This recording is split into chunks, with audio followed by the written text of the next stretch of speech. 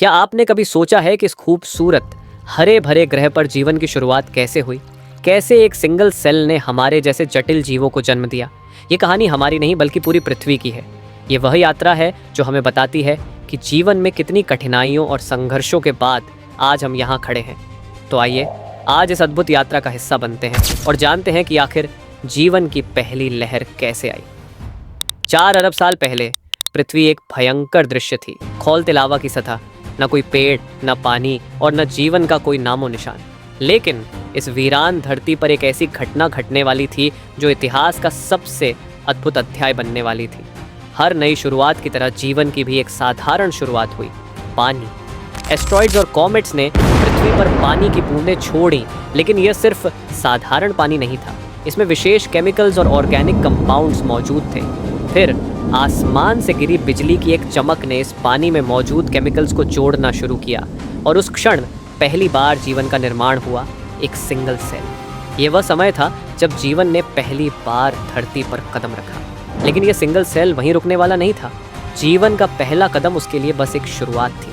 3.5 अरब साल पहले ये सिंगल सेल अपनी कॉपी बनाने में कामयाब रहा। इसने पृथ्वी पर जीवन की पहली कड़ी तैयार की, जिसने आगे चलकर हर जीवित प्राणी को जन्म दिया। 2 अरब साल तक यह सेल अपनी कड़ी को बढ़ाता रहा, लेकिन एक टकराव ने सब बदल दिया।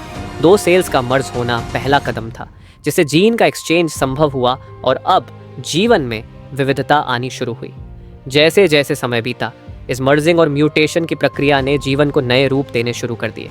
फिर आया वह क्षण जब 550 मिलियन साल पहले पहली बार जीवों में आंखों का विकास हुआ, जिसने उनके अस्तित्व को एक नया मकसद दिया। आंखों के विकास के साथ जीव न केवल अपने चारों ओर देख सकते थे, बल्कि शिकार करने, बचने और साथी को चुनने की भी क्षमता रखते थे। इन आंखों ने अंधकार में एक नया उजाला दिया और जीवों के लिए अवसरों के दरवाजे खोल दिए। अब पर यह बदलाव यहीं खत्म नहीं हुआ। लगभग 500 मिलियन साल पहले नेचर ने अगला क्रांतिकारी कदम उठाया, दिमाग। पहले साधारण छोटे आकार का, पर समय के साथ ये हमारे अस्तित्व का सबसे महत्वपूर्ण अंग बन गया। ये बदलाव उस समय मछलियों के रूप में पानी में रह रहे जीवों के लिए जीवन और मौत के बीच का अंतर बना। यह दिमाग उनकी निर्णय लेने की क्षमता बढ़ा रहा था, लेकिन खतरे अब भी बने हुए थे। एक मजबूत अस्तित्व के लिए उन्हें और विकास करना था। जैसे जैसे पृथ्वी पर ऑक्सीजन का स्तर बढ़ा, कुछ मछलियाँ सतह के पास जाने लगीं और यहीं से विकास की एक नई कहानी शुरू हुई। मछलियों में धीरे धीरे फेफड़ों का विकास हुआ और पहली बार हमने पानी के बाहर सांस ली। ये नया अध्याय इच्थियोस्टेगा नामक जीव से शुरू हुआ, जो पानी और हवा दोनों में सांस ले सकता था। लेकिन यह यात्रा यहीं खत्म नहीं हुई। हमने सतह पर कदम रखा और लगभग 365 मिलियन साल पहले हमने एक नई दुनिया में कदम रखा। अब पृथ्वी के कठोर वातावरण में हमें अपने शरीर को और अधिक मजबूत बनाना था। धीरे धीरे हमारी त्वचा और मोटी होती गई और हमारी प्रजातियां ज़मीन पर अच्छी तरह से रहने के लिए अनुकूल हो गई। फिर 300 मिलियन साल पहले एक नई प्रजनन प्रक्रिया का विकास हुआ, अंडे देने की।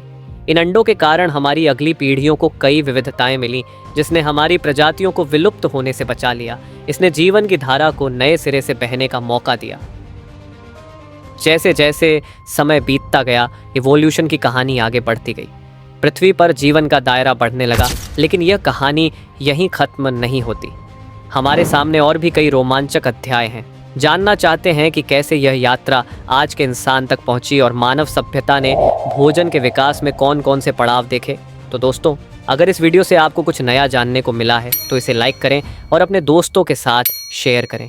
और अगर आप जानना चाहते हैं कि मानव सभ्यता में भोजन का विकास कैसे हुआ, तो इस वीडियो के एंड स्क्रीन पर दी गई लिंक पर क्लिक करें। वहाँ हम आपको बताएंगे कि कैसे भोजन ने हमारी सभ्यता को आकार दिया।